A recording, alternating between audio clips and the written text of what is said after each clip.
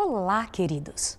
Sejam bem-vindos ao programa Profecias Bíblicas, a Esperança das Nações. O livro escolhido para começarmos novamente esta série é o livro de Daniel. Daniel com todos os seus mistérios e revelações importantes, onde poderemos entender, compreender o que o Deus Eterno quer de nós para estes últimos dias da história da Terra. Você já parou para pensar que estamos vivendo nos últimos dias? Vá correndo buscar a sua Bíblia. Corra para entender o que Deus quer de você, o que o Senhor Deus espera da sua história. Serão momentos especiais em que abriremos a palavra de Deus, que estudaremos o que Deus espera de cada um de nós. Não permita que nada atrapalhe você. Mas antes de começarmos a estudar, a abrir diretamente a Bíblia, nós precisamos orar, precisamos falar com o nosso Deus. Vamos orar juntos? Eu quero orar com você e sua família. Vamos falar com Deus? Misericordioso Deus e Pai que estás nos céus, em nome de Jesus, nos mande agora o Teu Santo Espírito para entendermos a Tua Palavra. E não somente para entendermos, Senhor, mas também para obedecermos, porque sabemos que as profecias bíblicas estão diretamente relacionadas ao nosso futuro e à nossa vitória. Em nome de Jesus. Amém. Nós vamos estudar coisas muito interessantes. Nós vamos estudar fatos da história. Nós vamos compreender o que Deus Eterno espera de cada um de nós ao vivermos nesses últimos dias. Você já parou e já se perguntou por que é que você nasceu nesse tempo e não em anos passados? Por que, quem sabe, você não nasceu há 200 anos atrás? Você acha que foi obra do destino que você nascesse agora, você e sua família? Não, queridos. Nós temos um Deus de amor, um Deus que nos chama de filhos. Nós somos os filhos de Deus e Ele traça cada detalhe especial de vitória para todos nós. E Ele escolheu a mim e a você para que estivéssemos vivos nesse tempo. Os livros de profecia falam abertamente a respeito destas verdades relacionadas aos últimos dias da história da Terra. E se você está vivendo nesses últimos dias, é porque o Deus espera, o teu Pai espera, que você faça parte de todo esse cenário de forma especial. Já que você está com a sua Bíblia, eu gostaria que você abrisse na primeira página da Bíblia. Gênesis, capítulo 1, verso 1. Veja que coisa interessante que nós encontramos aqui. Diz assim: no princípio criou Deus os céus e a terra. Como era no princípio? Você tem ideia de como era isso? Quando nem eu e nem você ainda existíamos? Quando não existia nenhum ser humano ainda? Isso é muito sério. Querido, você consegue imaginar Deus vivendo? Ele que criou a flor tão cheia de cores, o aveludado de todas as plantas, esse que criou animais de todos os lugares e tantas espécies diferentes, esse Deus vivendo num lugar tenebroso e escuro? Não, nosso Deus não era assim. Eu queria que você imaginasse um lugar bem especial, mas você não está lá. Quem existia nessa época antes que os anjos viessem à existência? Quando eu falo o nome de Deus Pai, o que lhe vem à mente? Quem é Ele? Quem é este ser que nós chamamos de Pai? Quem é este ser que aceita chamar você de filho? Deus Pai é o mantenedor de todo o universo. Ele viveu sempre em companhia de seu Filho, o Senhor Jesus Cristo, porque você sabe, a Bíblia fala que as origens de Jesus são desde os tempos antigos, desde os dias da eternidade. O Senhor Jesus sempre existiu, assim como seu Pai. Ele e o Pai são um. Sempre existiram, sem ordem de hierarquia, Deus Pai, Deus Filho e o Espírito Santo de Deus. Isso é muito sério, muito importante você pensar. E o que faz com que Deus Pai, Deus Filho e o Espírito Santo sejam considerados a divindade? Por quê? Porque eles possuem 5 características especiais que fazem com que eles sejam deuses. De que maneira? Eles possuem onipresença. Onipresença é a capacidade de estar em todos os lugares ao mesmo tempo. Onisciência, a capacidade de entender o que vai na mente. Onipotência, pode todas as coisas, tudo que você imaginar. Imortalidade, a Bíblia fala em Timóteo que somente Deus possui imortalidade e mais ninguém. Se há algo neste planeta ou no universo que é imortal, foi porque Deus deu imortalidade. Nem os anjos são imortais. E também imutabilidade, não mudam nunca. Conseguiu gravar as 5 características de um Deus? A onipresença, a onipotência, onisciência imortalidade e imutabilidade. Estas características fazem com que ele tenha capacidade de poder todas as coisas, de entender tudo o que existe. Esse Deus, o Deus eterno, o teu Pai e o meu Pai, junto com o Senhor Jesus Cristo, nunca se sentiu só. Não houve um tempo em que Deus tivesse necessidade que alguém viesse à existência. Se isso tivesse tido a necessidade de vir à existência, se o Senhor Deus quisesse anjos ou a terra, ele teria chamado com o simples poder de sua palavra. Mas o Senhor Deus sempre viveu só. Isso não durante um dia, um ano ou uma época ou uma era. Durante a eternidade inteira. Mas um dia, Deus resolveu criar filhos. E a estes filhos, ele deu o nome de anjos. Mas, queridos, eu quero comentar um detalhe da razão pela qual Deus criou estes anjos, aos quais ele deu o nome de filhos. Existem dois tipos de amor. Um tipo de amor especial chamado amor complementar, que é o amor que nós temos, que você e eu temos, que temos pelas pessoas. Ele nasce da necessidade de um complemento. Há um vazio dentro do coração, uma necessidade na alma, e então nós procuramos alguém para preencher esse vazio. Sejam filhos, sejam esposo, esposa, uma namorada. Deus não tinha esse tipo de amor. Não. O amor de Deus não se chama amor complementar. Ele não tem um vazio em si mesmo, nunca teve e nunca terá. A existência de qualquer ser não melhora Deus, não aumenta a sua glória e nem a diminui, porque ele não muda. Deus não muda nunca. Ele continua o mesmo que ele sempre foi desde a eternidade. O amor que fez com que Deus buscasse criar filhos chama-se amor suplementar. Ou seja, ele tinha tanto amor, estava tão cheio desse amor, que ele resolveu repartir, ele suplantava-se de amor e ele resolveu repartir com os seres que ele haveria de criar. A estes seres ele deu o nome de anjos. E os anjos foram feitos em 3 categorias. Você já ouviu falar de serafins? Abra sua Bíblia comigo, rapidinho, faça isso, abra sua Bíblia em Isaías, o livro de Isaías, no capítulo 6. E você vai ter uma surpresa interessantíssima ao entender como foi que Deus criou esse primeiro ser. Dá uma olhada. No ano em que morreu o rei Uzias, é Isaías falando, eu vi o Senhor assentado sobre um alto e sublime trono, e as orlas de seu manto enchiam o templo.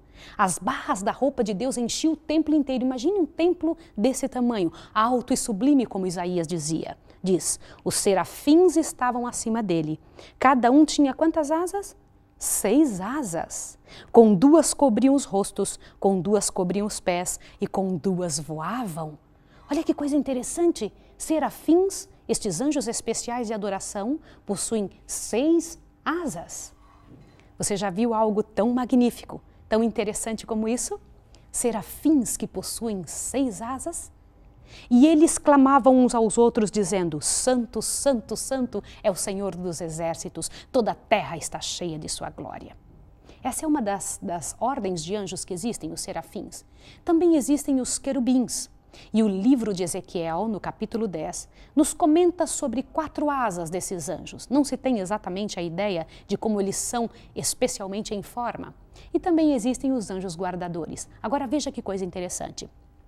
Se eu tiver que explicar isso para você, eu sei que os serafins, eles são anjos especiais de adoração de Deus.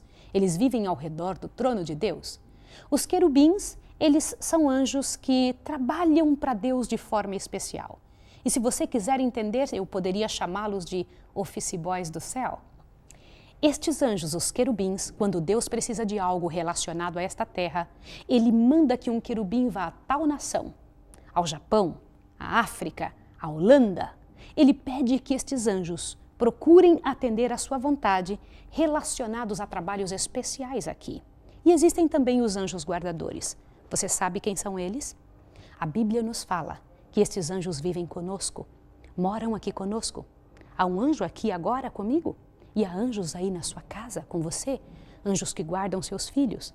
E por que esses anjos existem, os anjos guardadores? No decorrer de nosso estudo a respeito das revelações bíblicas, você vai entender completamente a razão do trabalho destes anjos. E eles viviam em perfeita harmonia no céu junto com Deus. E olha, eu preciso comentar algo com você. Deus vive em perfeita harmonia. Naquele tempo em que a eternidade existia, porque agora existe uma pausa na eternidade, um tempo entre o início da eternidade e o final. E você precisa compreender o que foi que fez esta pausa na eternidade. Era para sempre os seres humanos viverem felizes? Sempre eles deveriam viver contentes? Mas infelizmente o pecado aconteceu e existe esse ato entre a eternidade, o início dela, e a continuação. Queridos, neste início da eternidade se vivia em perfeita harmonia. Você sabe o que é harmonia? Ausência completa de pecado. Nós que vivemos nesse mundo cheio de dificuldades, nós não entendemos um mundo sem qualquer mentira, sem qualquer falatório, sem qualquer dor. Mas um mundo assim existia.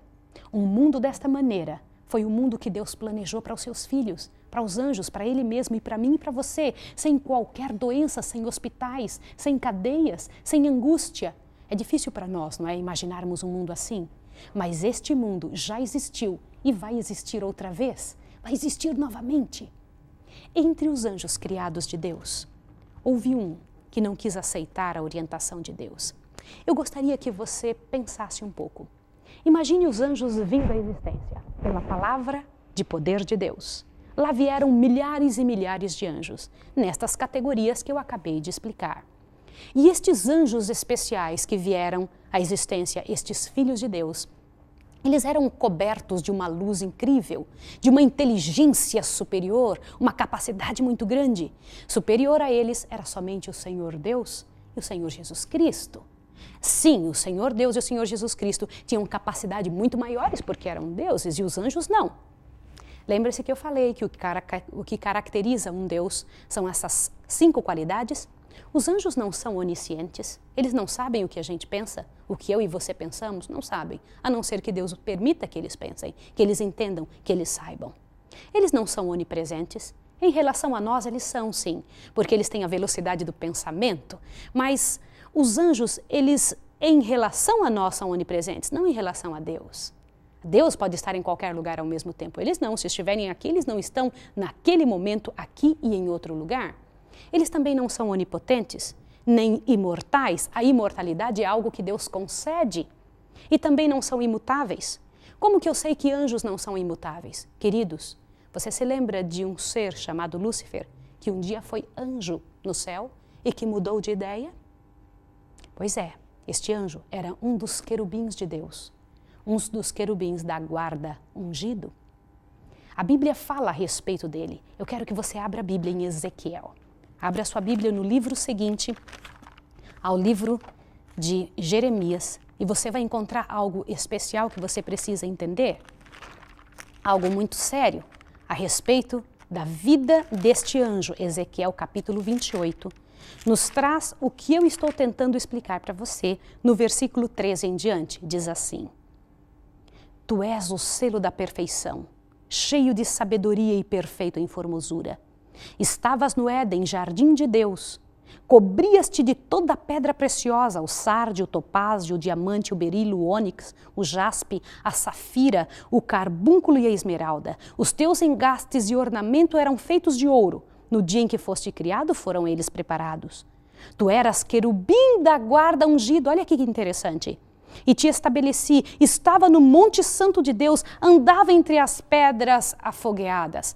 Perfeito eras nos teus caminhos desde o dia em que foste criado, até que se achou iniquidade em ti. Veja que a palavra de Deus, a revelação que Deus nos dá, é que Lúcifer era um anjo completamente santo, perfeito. O que é a perfeição? Não havia uma só nódoa de problema, um só detalhe de incômodo ou angústia. Satanás, este que hoje é Satanás, um dia chamou-se Lúcifer. Queridos, este anjo, como qualquer outro, tinha que acreditar que ele havia sido criado por Deus e que ele era um ser criado. Um ser criado não tem vida em si mesmo. É preciso estar conectado, plugado à fonte de toda a vida, que é o Deus Pai. E Deus disse a ele, disse a todos os anjos: todos vocês dependem da vida que está em mim, que está no Filho. E eu quero lhe fazer uma pergunta. Você sabe quem foi que criou os anjos? Você sabe quem foi que criou o céu? Quem foi que criou o nosso planeta? Quem foi que criou essa quantidade imensa de mundos e de estrelas, o universo? Você tem ideia de quem foi? Você vai dizer, claro, Maísa, foi Deus. Mas qual deles? Você fala, nossa, Maísa, o Pai? Eu estou falando em Deus Pai, Deus Filho e Espírito Santo, mas qual deles? Olha que coisa interessante. Abra de novo a sua Bíblia em Gênesis capítulo 1. Isso vai fazer com que você compreenda a extensão da beleza do que tentamos estudar e explicar aqui. Gênesis capítulo 1, versículo 1 diz, no princípio criou Deus os céus e a terra. Quem é este do qual a Bíblia está falando aqui? Vá para a sua Bíblia, noutra parte dela, onde também fala do princípio. João, lá no Novo Testamento.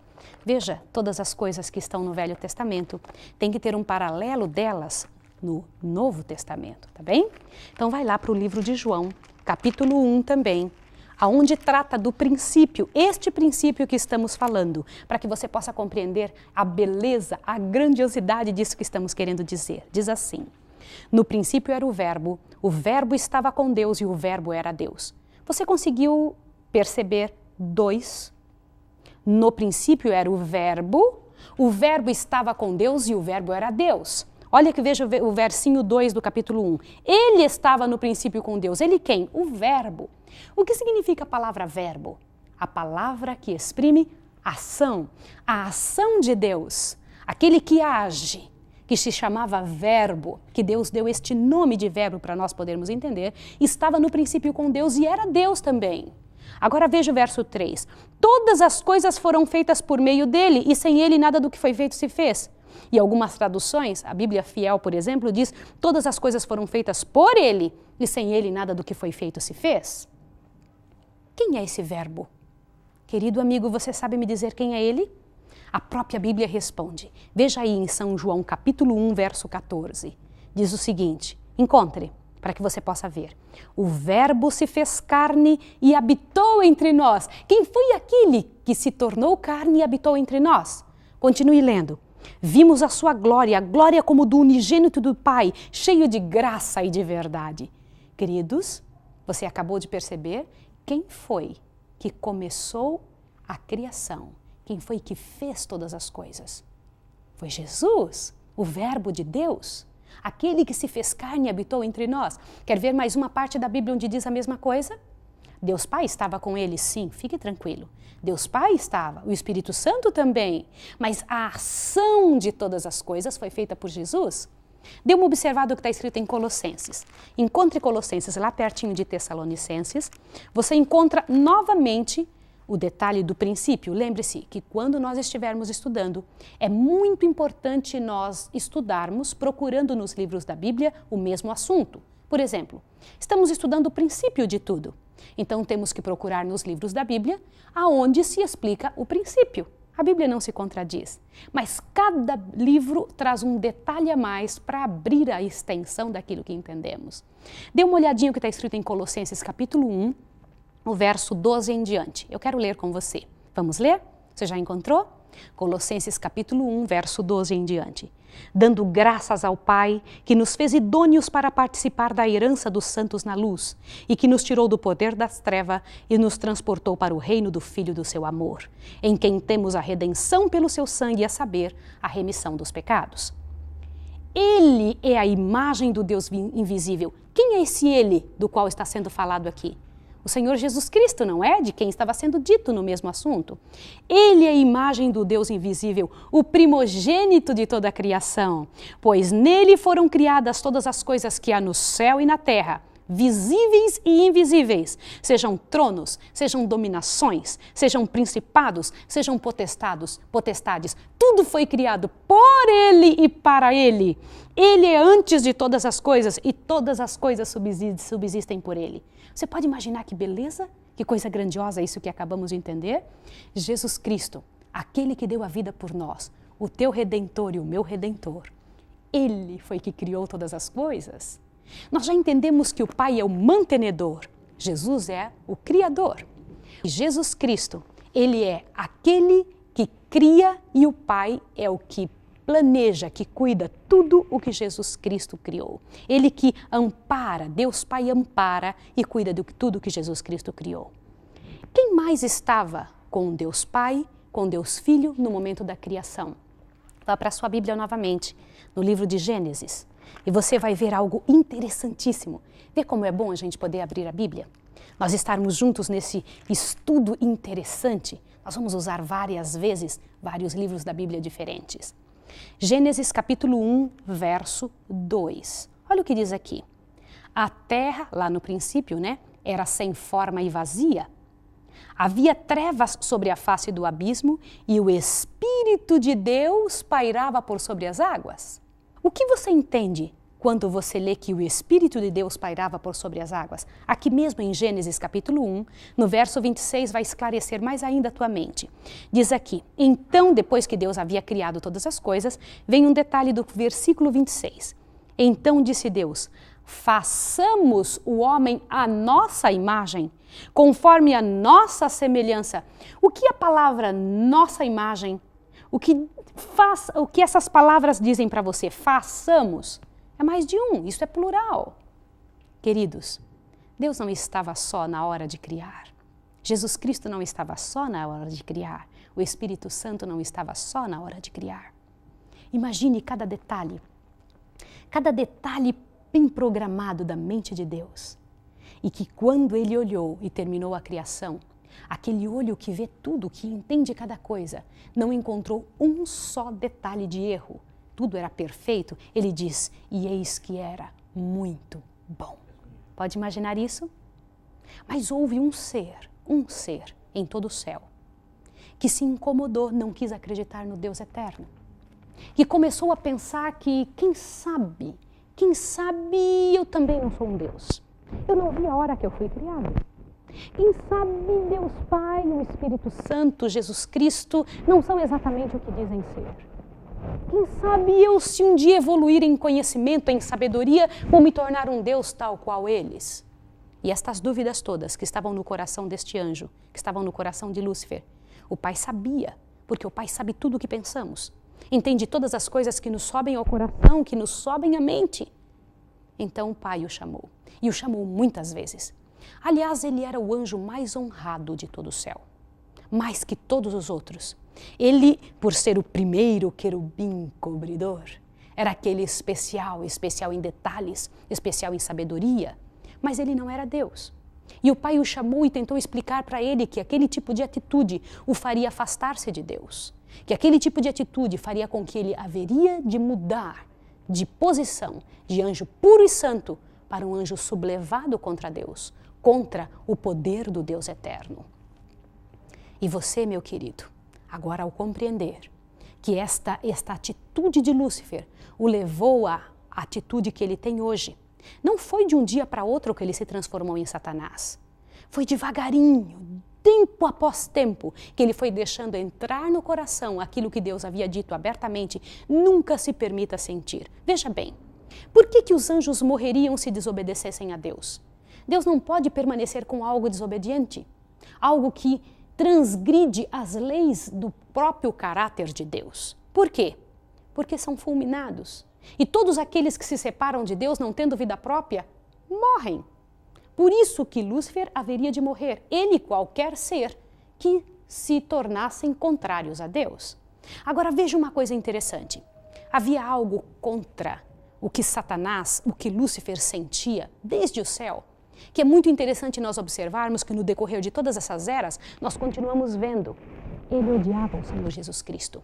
Ele não queria saber do Senhor Jesus Cristo de maneira alguma. E por que ele odiava o Senhor Jesus Cristo?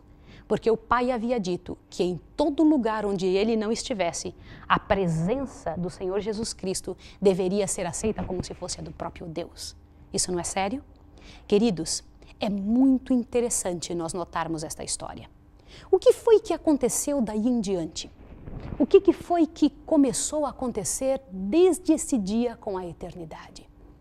No próximo capítulo você vai entender como foi que Satanás foi expulso do céu. Você precisa compreender estas verdades. São muito necessárias para que você e eu possamos entender cada detalhe do que vai acontecer nos últimos dias. Por que foi que a Bíblia não começou com uma profecia, começou com uma história? E é por isso que nós estamos começando com a história do pecado, para que você possa entender qual é a sua parte na história de Deus. Queridos, Deus tem um plano muito melhor para a sua vida.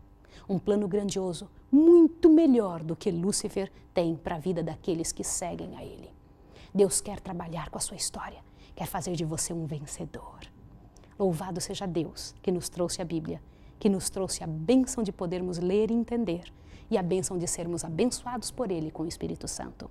Queridos, louvado seja Deus pelo privilégio que temos de poder estudar juntos e de também podermos agradecer a Deus pela graça que temos de termos a palavra de Deus, a Bíblia escrita. Nesse momento vamos agradecer ao Senhor e pedir forças para estudarmos mais uma vez.